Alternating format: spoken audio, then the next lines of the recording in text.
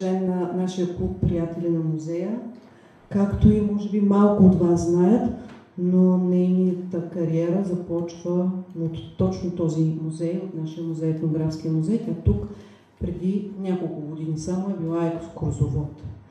Така че, Краси, добре дошла и благодаря ти за това, че се съгласи да говориш пред нас.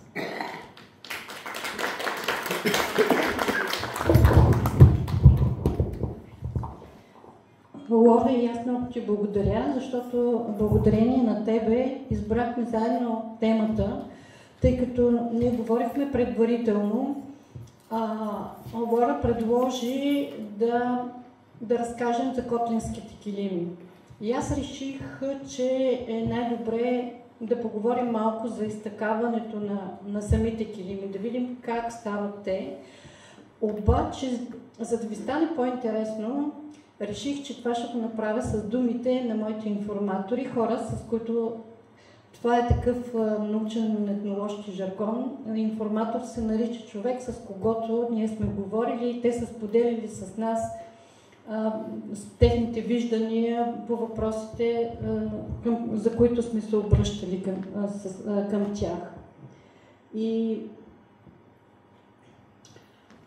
това, което искам да кажа е, че именно ще използвам примерът за създаване на котлинския килим, за да поговорим как се създава текстилът, дали и как се различават тъканите в зависимост от инструментите и технологиите, които се използват, наследяват ли се орнаментите, композициите, какво се случва с окрасата на тъканите, които са факторите, които оказват влияние върху характеристиките на тъканите, като основно, всъщност, всички примери съм взела от котлинския край.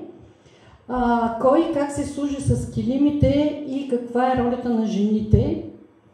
И всъщност накрая ще приключим точно с такива изводи, които са свързани с паметта на текстила. И само да кажа няколко думи, които са свързани с информаторите. Аз съм ходила в Котел и в Котлинско през между 84 и 86 година.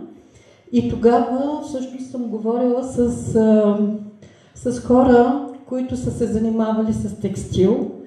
Това е Бонка Бардарова, която тогава беше на 81 години и е започнала да тече от 15 годишна възраст.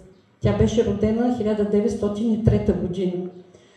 Велика Симеонова, която беше родена 1917 година, тя също е килимарка.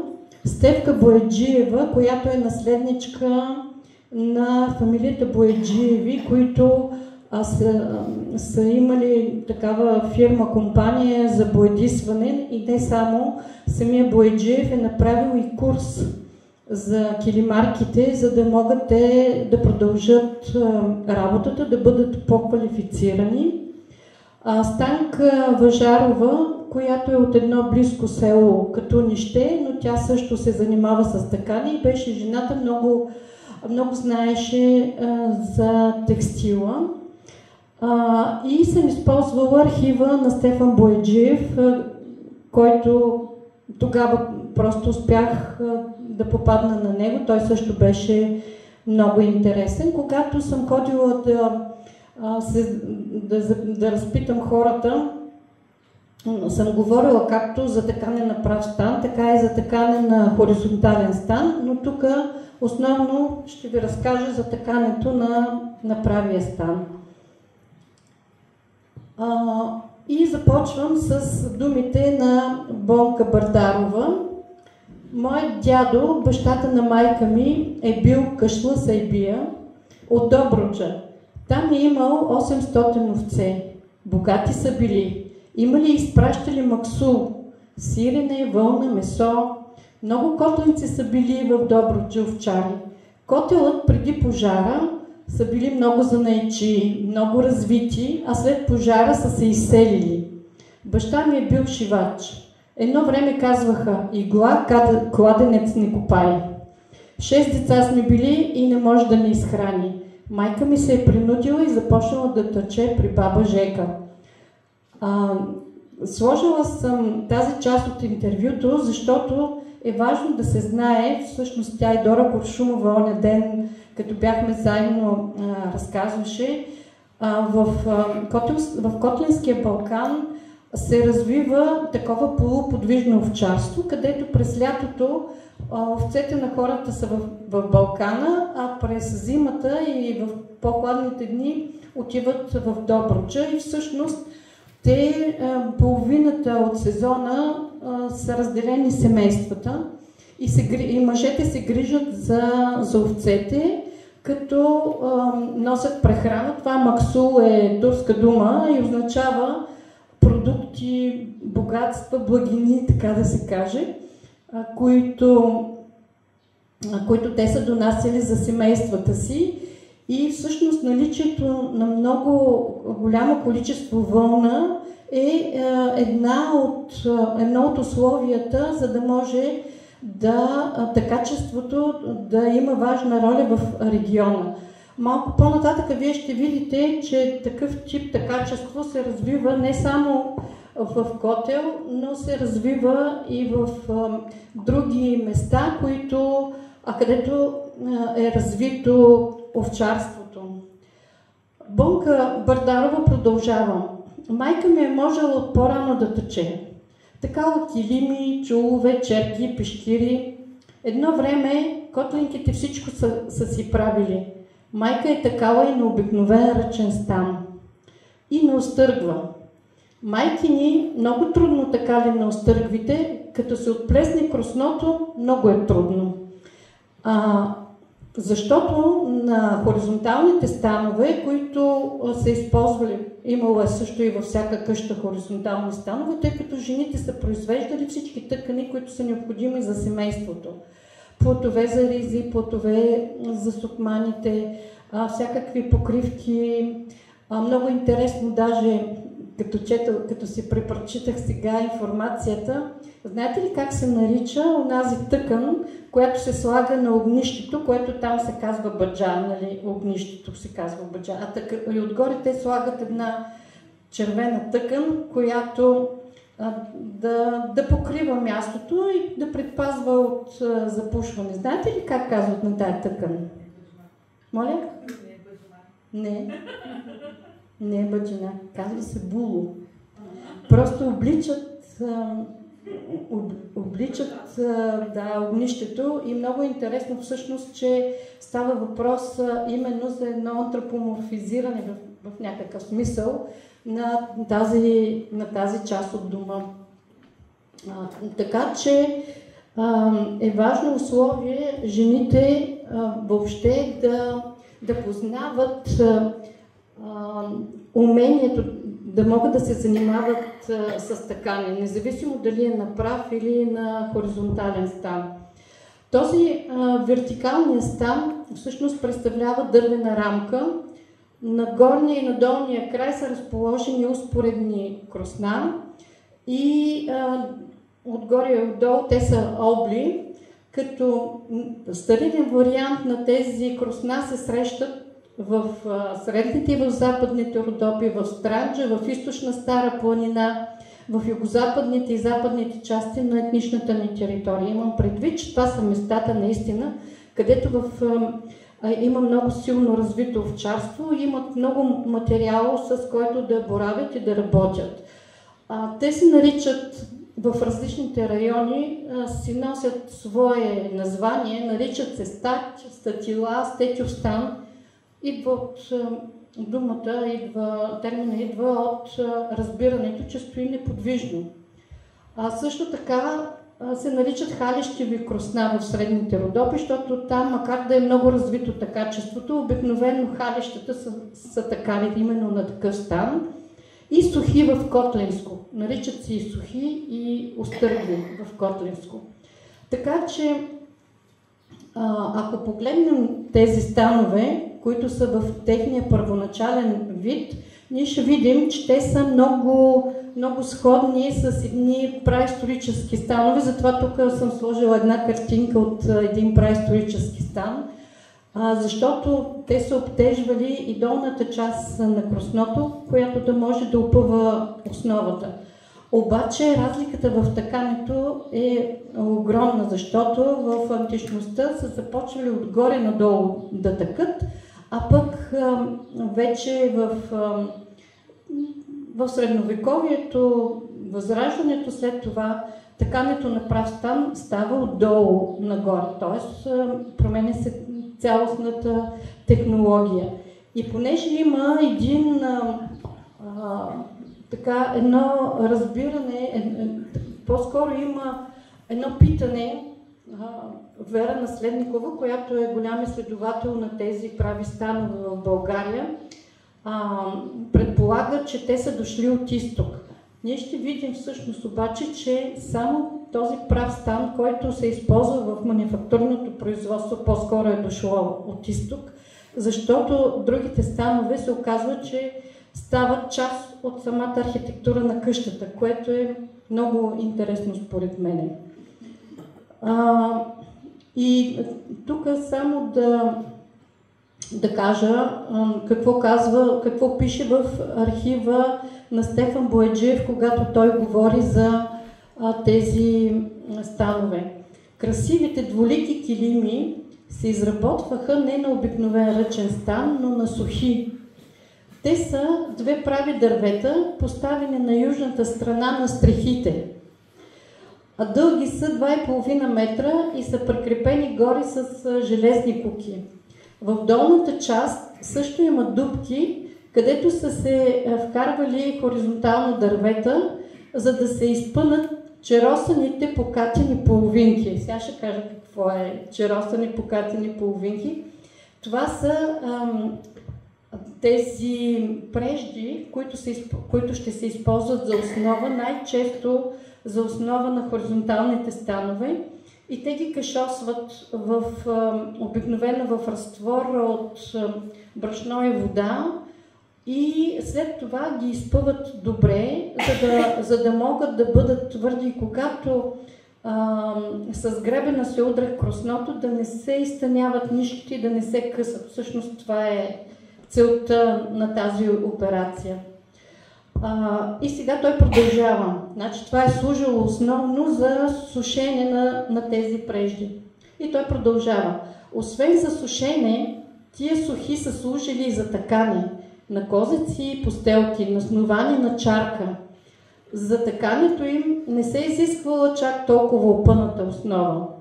Към края на 18 век Няга Ергениовица изпънала основата на сухите и се решила да изтече черга килим с шапки и форми, тъкани до тогава на обикновен стан.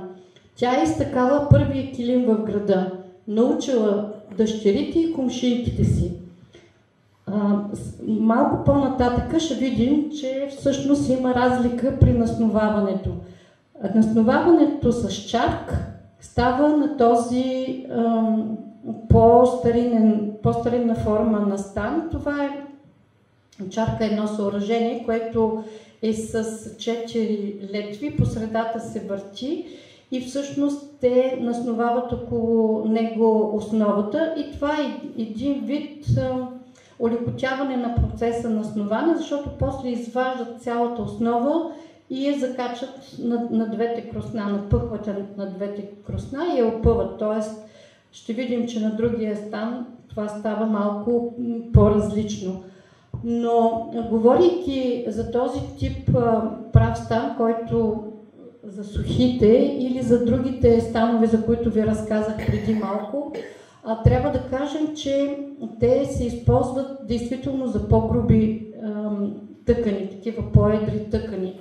Много често това са халищата, но също могат да правят на тях козеневи чували, които са служили за стопанството, за прибиране на реколта, за пренасяне на различни вещи, докато в началото такъв тип килимени черги, каквито каквито виждаме тази е така наречената пресклятка. Казва се пресклятка, защото има, както виждате, едни части, които са като правоъгълници, те се наричат клетки и през всяка клетка има някаква украса. Така че от тук идва наименованието.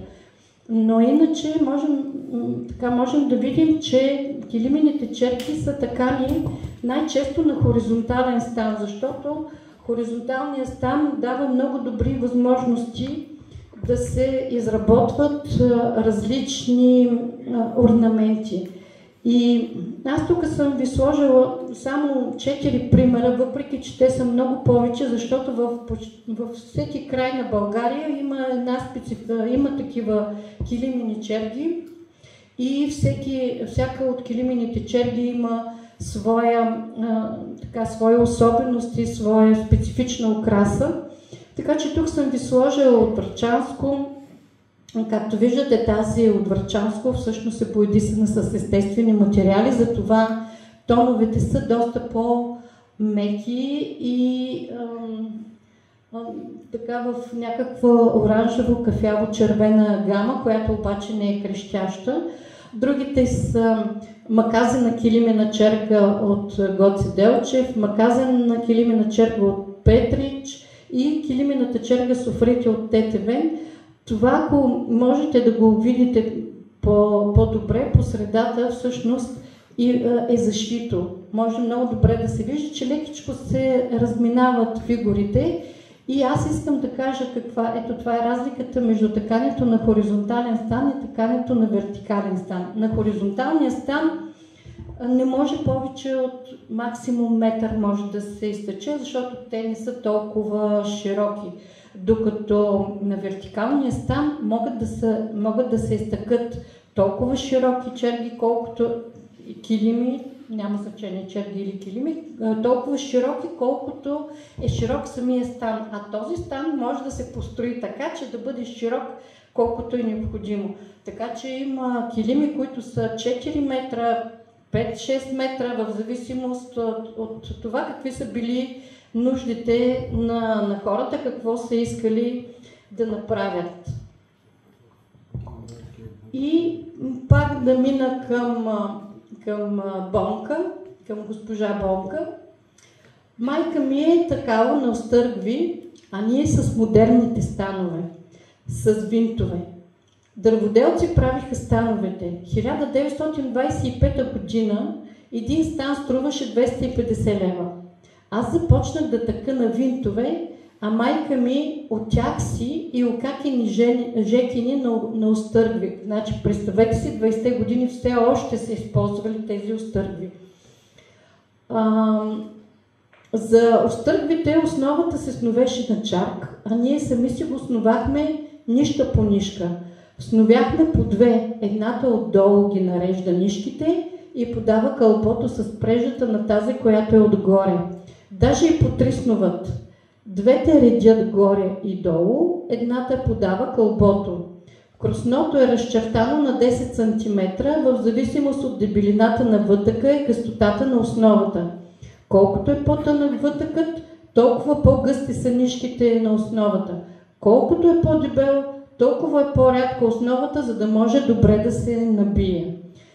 Но когато си помислим за развитието на котлинското килимарство, не знам дали можете да си представите колко умели са били тези жени, защото вече през 19 век има най-различни модели, които те са изтъкавали, работили са и по поръчка и на този стан, така наречено стъргва, това наистина е било някакъв героизъм, защото това са били жени с изключителни умения да се справят с всякакви предизвикателства. Не, че на другите им е било по-лесно, но все пак, когато един стан, както се нарича впрегнат стан, когато е добре впрегнат, т.е. изпънати нишките, тогава много по-лесно се работи. И сега да кажем тук малко такава информация, че данните от информаторите показват, че остъргвите и сухите очевидно са наследени в локалната такачна традиция. Това можем да го допълним също и от изследванията, които съществуват върху становете, както ви казах, Вера Наследникова, Димитър Станков. Това са изключителни автори, които с много голяма прецизност са изследвали както документално по архиви, по археологически изследвания, така и с интервюта, които те са правили, работили с хората и са събирали информация. Така че можем да видим, че тези по-старинни станове са съобразени с архитектурата на къщата. Обикновено се казва, че тези станови се слагат или на гредите, или под стрехата и така нататък. И те наистина стават част от цялата структура на дома. Техниките на насноваване са различни, сноване с чарк или направо на стена от жените, което се отразява на знанията и уменията за такане. Тоест, всеки един уред има някакви специфики, с които такачката трябва да се съобразява, за да може да изпълни своята задача. Килимите, такане на остъргва, обикновено са вълнени и по основа, и по вътък. Тук даже ще видите горе, нали, имат такива килими от по-старинния вид, които са и с вълнена основа, и с вълнен вътък, докато вече от 20 век нататък започват да купуват основата, както казва госпожа Бонка, от манифактурите, и вече има промяна в структурата на самата тъкан, в фактурата на самата тъкан. Най-вероятно правият стан с винтове е донесен от изтока по пътя на Османската империя във връзка с развитието на килимарството като домашна манифактура, защото те са давали поръчки на хората, които се занимават с килимарство. Може би знаете, че в България има 4 основни центрове. Не казвам, че само там, но общо взето това са Котел, Чипровци, Самоков и на времето Пирот, който е в днешните западни покрайнини, си е било такъв български център, където се развива качеството. Може би дори той е бил един от най-развитите центрове, защото има сведения, че чипровчани, когато отишли на един от панаирите в Пирот, имали само 2 модела килими, а после като видели там какви килими правят и са върнали вече с доста повече модели, така че тези центрове са били в взаимовръзка. Малко по-нататък ще видим, че всъщност Котел пък е бил също в едни добри взаимодействия, както с чипровци, така и с останалите центрове. И това оказва влияние върху моделите, които се правят. Но тъй като във всеки един такъв център има особености, технически особености, които пък влияят и върху върху композиционното изграждане на самата тъкан. И това също е много, много интересно. Това, което характеризира котелското такане, е, че нишките на основата вървят 2 по 2, за разлика от Чипровци и Пирот, например. Двете нишки са едно квадратче, казва Бонка Бардарова. Едно квадратче на модела. Тъй се пъстри. Вижте каква хубава дума. Тъй се пъстри. Когато е 14 чифта на 10 см, фигурата се прави 13 преима. Един преим е равен на 1 см. От 4 до 6 пъти мяташ вътък, за да стане квадратчето. Значи един преим е 4 до 6 пъти. Основата се взима от манифактурите, с вътъка си го носят, хората, но може да донесат и вълна. Тогава майка ми давала на сестра си 1-2 съседки да го опредат. Плащаше се по 20 лева на килограм. Накрая стана по 3 лева на килограм. Те на хурка го придяха, да бъде тънко. Килимарската прежда е средна, много тънка ни бива, че не става хубаво. И ние предяхме вечер на седянка. Макар че се вижда, че става въпрос за поръчка, очевидно е, че продължават да се спазват едни традиционни форми на общностно женско събиране, където те работят най-често плетат дантели и така нататък, но е много интересна тази връзка между манифактурата или полуиндустриалното производство и продължаването на някакви традиционни форми на работа и на общуване, на обмяна на опит между жените, което продължава и до доста по-късно. А това е модела в очилата, който госпожа Бонка Бардарова ми каза, че е един от най-старият и това е нейн модел, който тя ми подари. И аз съм ви го сканирала, за да го видите. Тя сама си го е рисувала. Това нещо е много характерно за килимарките в Котлинско. Мисля, че не само в Котлинско, но понеже сега говорим за Котел, е много характерно. Те сами си рисуват моделите и за да могат да си подготвят за такане.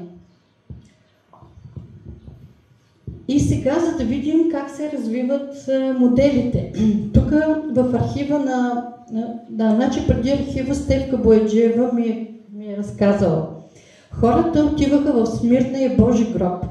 Там са видели модели и са си ги носили и са ги такали на остъргви.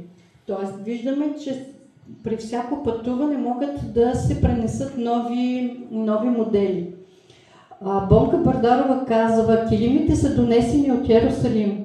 Ходили хаджийки и видели, че там тъкат такива килими и те като се върнали, пучнали. Най-напред такали от бърдученца и други, а после от модели. Тоест, те започват да си спомнят какво са видели и на мен това много ми харесва този израз да течеш от много от мъжете са се занимавали с търговия. Търгуват с аби, шаяци, отнасяли са си тия тъкани в Браила, Цариград, Египет, Сирия. Оттам са донасяли платове за дрехи, а също и анадолско килимче за модел. Значи са се интересували за моделите. В архива на Стефан Бояджиев пише, след такането на обикновен стан на килимена черга през клятка, ние виждаме модел гърлиците, по-късно в очилата, динените кори, таблите, кадрявите звезди. В междините се втакават цветя и птичета. Както Николай ми каза, котлинските килими, аз имам чувството, че имат повече цветя. Ами да, наистина, хората така са си ги правили, но виждате колко са свързани различните видовете качество. На хоризонталните станове са такали аби, шаяци и прочее и са ги продавали, на хоризонталните, а на вертикалните вече започват да тъкат само килими. И те са както за украсата на дома, така и за продан, за поръчка. Тук съм показала едни от основните модели, които можем да видим в котлинските килими и да кажем, че някъде вече от 20-те години започват постепенно тези модели да се променят. Не само защото са стари, някъде си остават и продължават да се тъкат тези неща, но те получават повече поръчки. Тези поръчки за килими се получават от различни търговци, от различни големи пазари. Имайте предвид, че те са ходили както в Пирот, в Цариград, в Париж на изложението са били, получавали са медали и всъщност те ходят на тези изложения, за да могат да получават поръчки и да тъкат. И тогава всъщност много се променят моделите на котлинските килими защото започват да навлизат персийските модели, които вече имат друга украса, друга форма, но това са били предпочитани, т.е. моделите започват да се променят спрямо предпочитанията на клиентите. И така, казват, аз се движа, защото предпочитам да се движа като говоря. Най-по-добре мисля, като се движа. Станка Въжарова казва, вълната беше бяла, самочервена, сива и черна, като се разбърква, става пъстро и не е хубаво. Тоест, не използват всякаква вълна как да е, а си я сортират по цветове, за да могат след това да я работят. За сини цветове се използва синило на основен кюб. За червено кърмъс. Използвани са различни растителни бои. Листа от черница, киселица, дюла, мушмула, смрадлика, черупки от орех, жълт равнец. Имало е и дървени бои. Това са бакаменото дърво, жълто и черно сандалово дърво, които са вносни всъщност, както и синилото и кърмъза. И боядисаните с натурални бои материи се ценят повече от боядисаните с химически бои. Това казва Стефан Бояджиев в неговия архив. Предполага се, че опадъкът на килимарството е настъпил с безразборната употреба на анилиновите бои. Всъщност виждаме как се променя колорита на килимите в зависимост след откриването и навлизането на пазарите някъде от 70-те години навлизат, те по-рано са открити ализаринови, анилинови бои, но те навлизат от 70-те години на 19 век постепенно и всъщност хората започват повече да ги употребяват, защото е доста по-лесно боядисването, не е толкова дълго и освен това се получават по-ярки цветове, каквито може би изведнъж са започнали повече да харесват, отколкото цветовете от растителни бъгрила. Чак едва сега започваме да се връщаме, и там преди едно десетилетие може би, започваме да се връщаме към естествените бъгрила. И ето Стефка Бояджиева казва, 1933 година имаше изложение във Варна. Там се направи връзка между чипровските и котлинските килими. В архива пише на Стефан Бояджиев, много от мъжете са се занимавали с търговия. Търгуват с аби, шаеци, отнасяли са тия тъкани в Браила, Цариград, Египет, Сирия. Оттам се донасяли платове за дрехи, а също и анадолско килимче за модел. След тъкането на обикновен стан на килимена черга през клятка, ние виждаме отново моделите, в които се втъкават цветя и птичета, а това всъщност е килим, който е за молитва, на ислямска молитва. Всъщност това е такъв модел, който изразява джамията, но както виждате, вътре има и съвсем орнаменти, които са си едни традиционни орнаменти. Тоест, орнаментиката и цветовата гама на старите котлински килими наследяват особеностите на местните килимени черги. Следват се традиционни мотиви и композиции. Контактът с страните, търговски партньори, пътуванията до Йерусалим или до други места внасят нови модели и в някаква степен променят композицията на килима. Превръщането на домашното такачество в манифактура, по-късно и в предприятие, кара такачките да променят моделите, съобразявайки се с поръчките на клиентите. Реорганизацията в производствените структури въвежда позицията дизайнер, а килимените композиции придобиват авторски характер. Такива дизайнери вече имат след 9 септември, когато става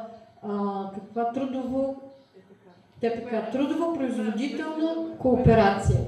И тогава те събират работнички, които в Котлински килим събират работнички, които могат да тъкат, но дават задачата на дизайнери да правят моделите и тези модели са съобразени вече с някакви художествени изисквания.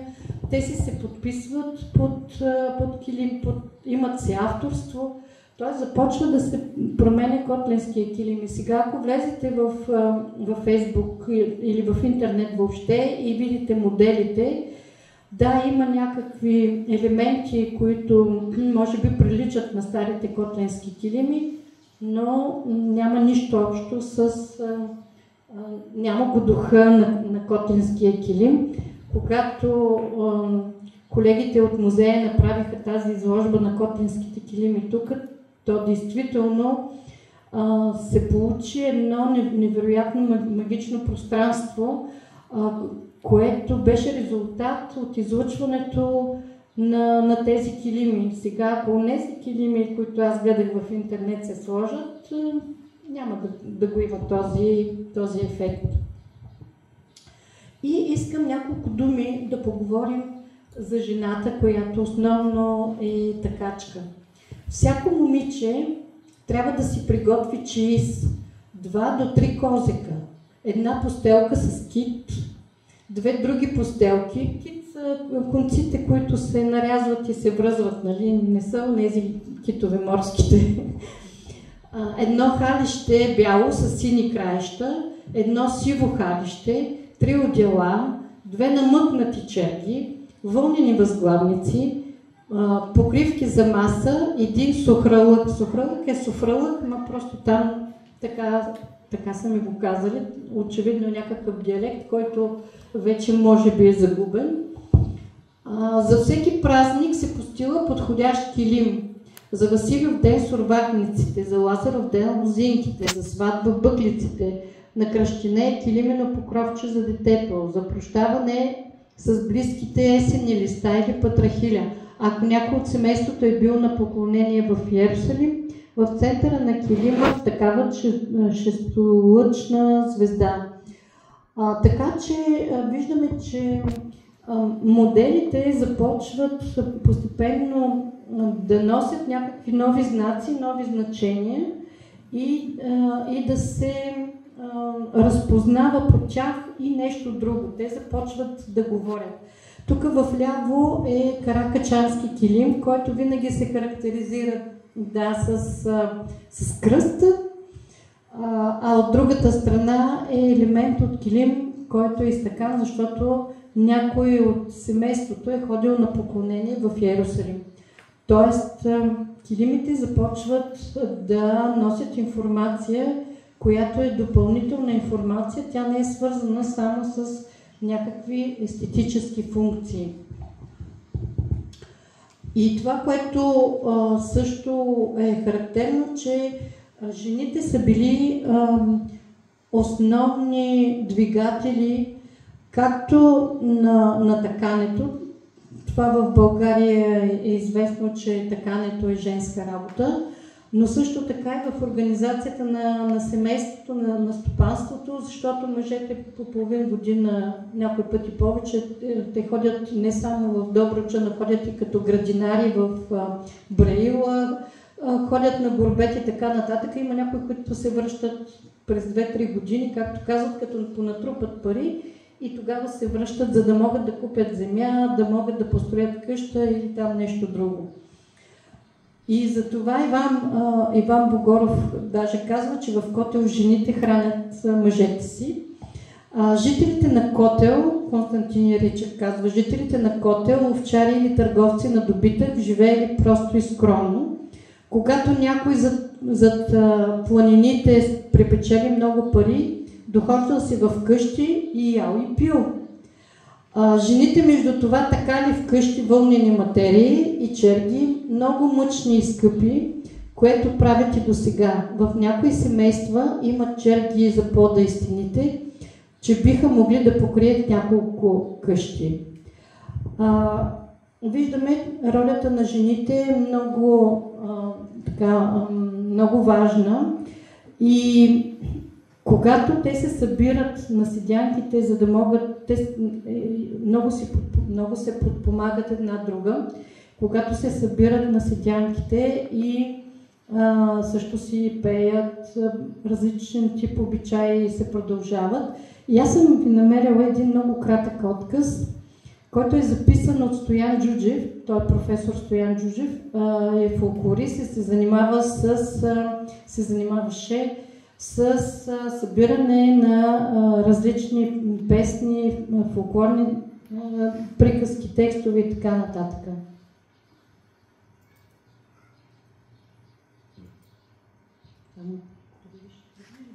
Музиката е не.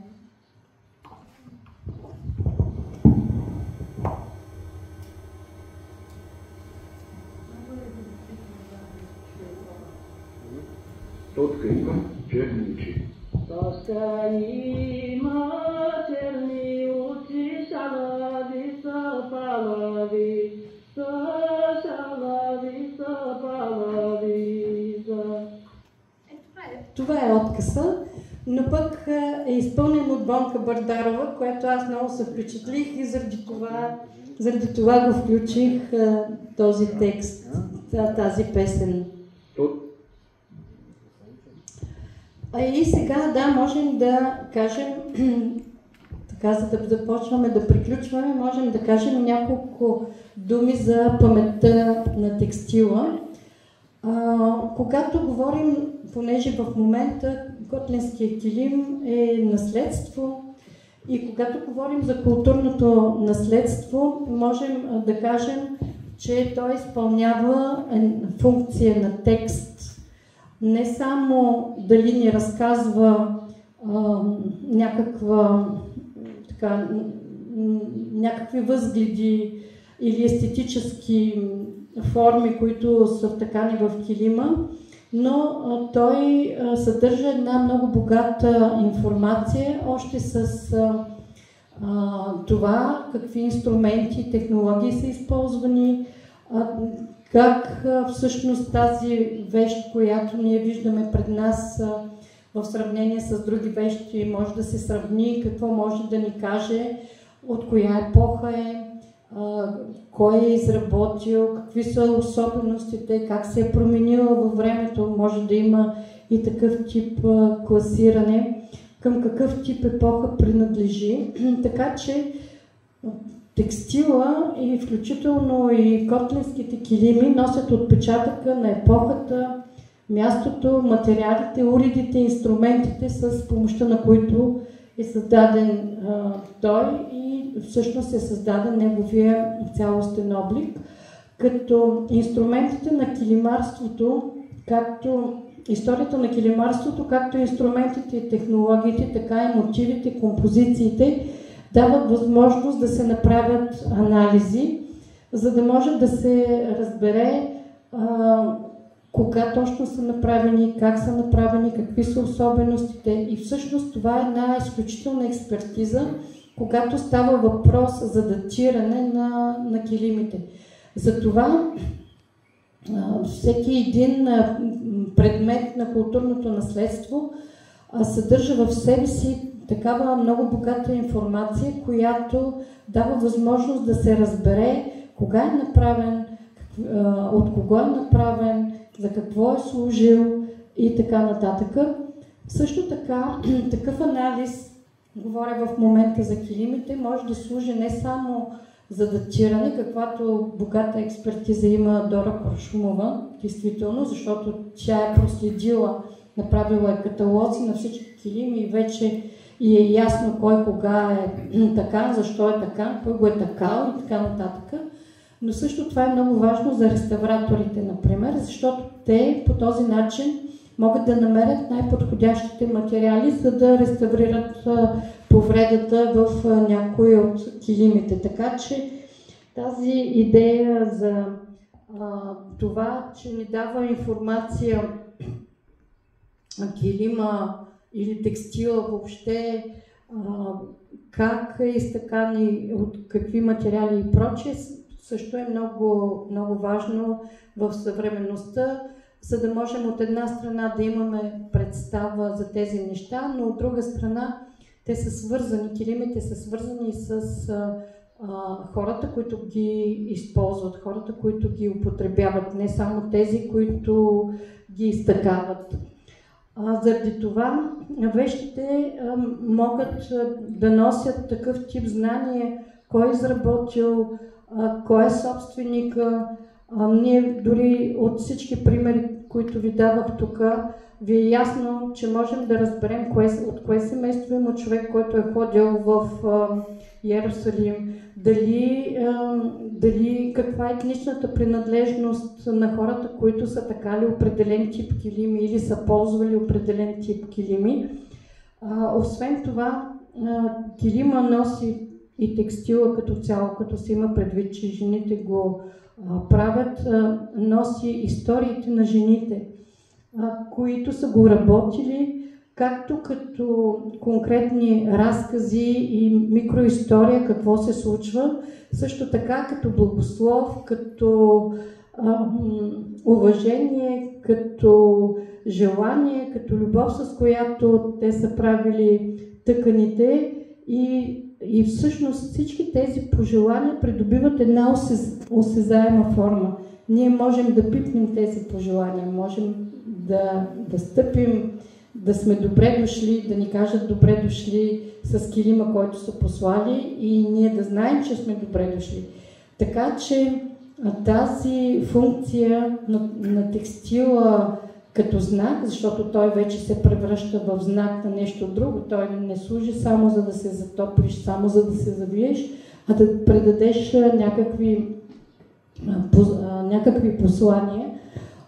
И килима съдържа много богата информация, носи тази памет през вековете, но за да можем да разберем тази информация, ние трябва да можем да говорим на неговия език, т.е. трябва да познаваме този език, който е вложен в него. Освен това, килима се превръща и в символ. Той става символ на майсторството на жените, той става символ на мястото, където те са изтъкани. И заради това всъщност може да се свърши с идентичността на хората. Той поема чувството на гордост. Хората смятат, че могат да се гордеят с такъв тип килими, които са старинни, които носят много интересни послания, които са направени с голяма сръчност и всъщност тогава килима започва или текстила като цяло започва да принася послания и благодарение на тези послания той става част от гордостта на хората.